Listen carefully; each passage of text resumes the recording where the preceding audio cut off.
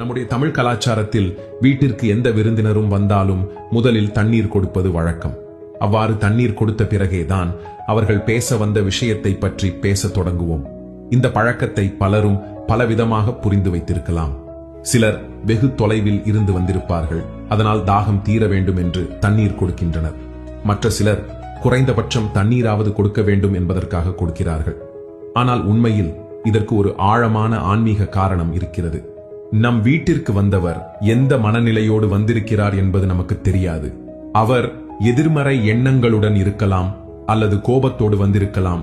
நாம் முதலில் தண்ணீர் கொடுத்தால் அது அவர்களின் மனநிலையை மாற்றி அவர்களை சாந்தப்படுத்தும். தண்ணீருக்கு மனித மனதை அமைதிப்படுத்தும் சக்தி உள்ளது.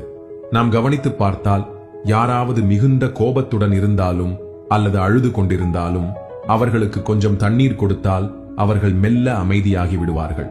இந்த அளவிற்கு ஆற்றல் கொண்ட தண்ணீர் ஒருவருக்கு கொடுக்கப்படும் போது அவர்கள் மனநிலை மாறி சூழல் அமைதியாகும்.